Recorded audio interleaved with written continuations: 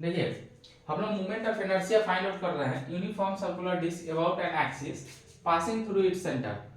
ये समझिए एक सर्कुलर डिस्क है, इसके सेंटर से एक पास करता हुआ एक्सिस है। इस एक्सिस के अबाउट हमको moment of inertia find out करना है। तो देखिए पहले हम ये एज्यूम करेंगे कि ये डिस्क किससे मिलकर बना है। हम ये एज्यूम करेंगे कि छोटे छोटे रिंग जो होता है ना, सर्कुलर रिंग, उससे मिलके बना हुआ है इसका डिस्क। जैसे यहाँ एक छोटा रिंग है, फिर इस पे छोटा रिंग है, फिर इस पे छोटा, ऐसे करके हमको क्या करा है, क्या किए हैं, डिस्क का निर्माण किए हैं। अब हम क्या करेंगे, एज्यूम करने का मेरा मेन मकसद क्या है कि हम पहले एक ऐसा रिंग कंसीडर करेंगे जिसका हम लोग moment of inertia find out कर सके, और उसके बाद क्या करेंगे, उसको इंटीग्रेट कर देंगे तो हमको पूरे डिस्क का मोमेंट ऑफ इनर्शिया मिल जाएगा। तो पहले हमने क्या किया, यहाँ एक डिस्क, यहाँ एक सर्कुलर रिंग लिया जिसका हम लोग moment of inertia find out करेंगे। ये क्या है, यहाँ से x डिस्टेंस पे है, और इसका थिकनेस जो है, इस रिंग का थिकनेस क्या है, dx है, और इसका मास क्या है, dm है। तो पहले इस रिंग का हम लोग क्या करेंगे, मोमेंट ऑफ इनर्शिया निकालेंगे। तो moment of inertia equal to, हम लोग जानते हैं मोमेंट ऑफ इनर्शिया किसी का क्या होता है, मास इनटू, यहाँ देखिए moment of inertia equal to mass mr square, जहाँ m क्या है, मास ऑफ द बॉडी, और r जो है जिस एक्सिस के अबाउट निकाल रहे हैं उससे और उस बॉडी का क्या परपेंडिकुलर डिस्टेंस या शॉर्टेस्ट डिस्टेंस। क्या देखिए mr इसी फॉर्मूला का यूज करेंगे। तो मास ऑफ द बॉडी, इस मास क्या है पूरे रिंग का, dm, और यहां से यहां तक का इसका शॉर्टेस्ट डिस्टेंस क्या है, x, यानी कि x का स्क्वायर। अब ध्यान से देखिए, अब क्या करेंगे, ये जो x है, अगर रिंग हम दूसरा वाला ले लें तो x क्या हो जाएगा, बढ़ जाएगा। फिर तीसरा वाला अगर आप और ले लें तो x क्या हो जाएगा, बढ़ जाएगा। यानी कि मेरा यहाँ पर वेरिएबल पैरामीटर कौन सा है, x है। अब हम क्या करेंगे, dm को इसके टर्म में लिखेंगे, तभी हम क्या कर पाएंगे, इंटीग्रेट कर पाएंगे। तो dm को x के टर्म में लिखने के लिए हम यूज करेंगे, क्योंकि यूनिफॉर्म सर्कुलर डिस्क है तो जिसका मास का डिस्ट्रीब्यूशन जो है वो सेम है। ऐसा नहीं कि यहाँ मोटा डिस्क है, यहाँ पतला डिस्क है, ठीक है, मास का इक्वल डिस्ट्रीब्यूशन है। इसलिए हम कह सकते हैं कि मास पर यूनिट एरिया हर जगह क्या होगा, इक्वल होगा। इसी कॉन्सेप्ट का यूज करेंगे तो मास पर यूनिट एरिया यानी कि टोटल मास, तो टोटल इस डिस्क का मास कितना है, m, और डिवाइडेड बाय एरिया, एरिया क्या हो जाएगा, पाई आर स्क्वायर, यानी पाई, और इस सर्कुलर डिस्क का जो है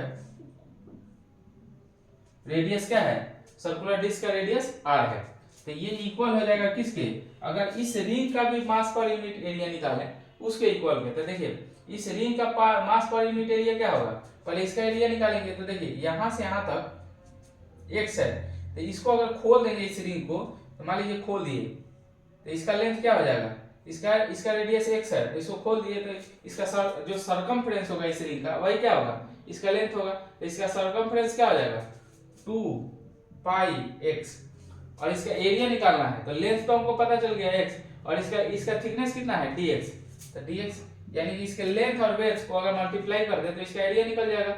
हम लिख सकते हैं मास, इसका मास है dm, और मास पर यूनिट एरिया, तो इसका एरिया क्या हो जाएगा, 2 pi x dx, 2 pi x dx। यहां से dm का वैल्यू निकालिए, तो dm हो जाएगा क्या, m इंटू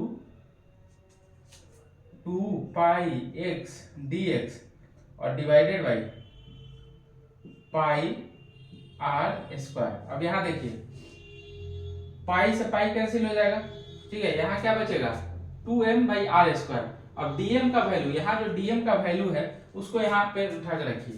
तो dm का वैल्यू है, dm की जगह पे रखेंगे 2m,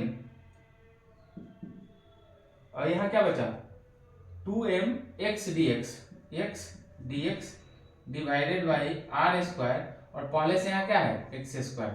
अब इसको अरेंज करके लिखिए, तो 2m x और x स्क्वायर क्या हो जाएगा, x to the power 4 dx, और डिवाइडेड बाई r स्क्वायर।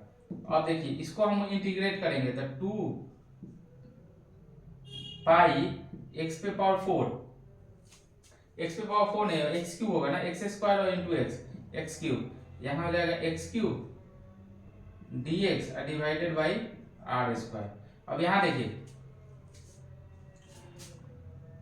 इसको इंटीग्रेट कीजिए, इसको कहां से कहां तक इंटीग्रेट करना पड़ेगा, यहाँ देखिए 2 पाई नहीं होगा, 2m होगा, माफ कीजिएगा। देखिए अब देखिए यहाँ इंटीग्रेट, यहाँ वेरिएबल पैरामीटर कौन सा है, x है, क्योंकि 2 जो है कांस्टेंट है, एम भी क्या है, mass of the circular disc, ये भी कांस्टेंट। आर क्या है, radius, radius of circular disc, ये भी कांस्टेंट है। वेरिएबल पैरामीटर कौन सा है, एक्स क्यूब है। तो ये जो कांस्टेंट पैरामीटर है उसको अगर बाहर निकाल लेते हैं 2m बाई आर स्क्वायर और इसको इंटीग्रेट कर देंगे एक्स क्यूब को।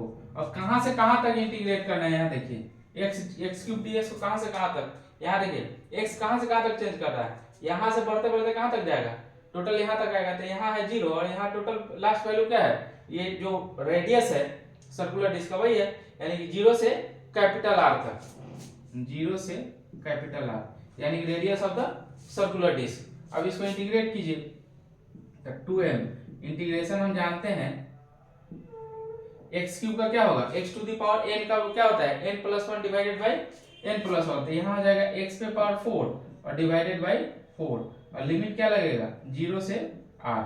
अब देखिए यहाँ x को रिप्लेस करेंगे किससे, r से, हम लिख सकते हैं 2m divided by are square, यहाँ लिख सकते हैं r पे पावर 4 डिवाइडेड बाई 4 और माइनस लोअर लिमिट, जब 0 रखेंगे तो क्या हो जाएगा 0 होगा, इसका कोई वैल्यू नहीं। अब देखिए ये स्क्वायर से इसका एक स्क्वायर चला जाएगा, यहाँ क्या बचेगा एक स्क्वायर बचेगा। तो हम लिख सकते हैं क्या 2m डिवाइडेड बाई, ये आर स्क्वायर खत्म हो गया, यहाँ क्या हो जाएगा 2m are square divided by 4, यानी कि इसका देखिए 2 से 2 भी चला जाएगा, क्या हो जाएगा हम लिख सकते हैं m आर स्क्वायर बाई 2।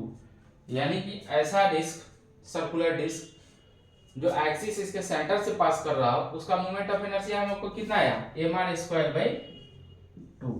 ये ध्यान से याद रखिएगा। देखिए कोई भी moment of inertia find out करने के लिए थोड़ा बहुत कैलकुलस का यूज है। कैलकुलस का अगर थोड़ा सा भी जानकारी है आपको तो ज्यादा परेशानी नहीं होगी। अब यहाँ देखिए ये सर्कुलर डिस्क का हमने मोमेंट ऑफ इनर्शिया किस एक्सिस के अबाउट निकाले हैं, जो एक्सिस इसके सेंटर से पास कर रहा है। एक्सिस हमेशा याद रखना है कि ये फॉर्मूला किस एक्सिस के अबाउट है। अगर हम इसका एक्सिस चेंज करेंगे तो ये मेरा फॉर्मूला भी चेंज हो जाएगा, यानी कि एम आर स्क्वायर बाई 2 किसी भी सर्कुलर डिस्क का मोमेंट इनर्शिया तब होगा जो एक्सिस इसके सेंटर से पास कर रहा हो।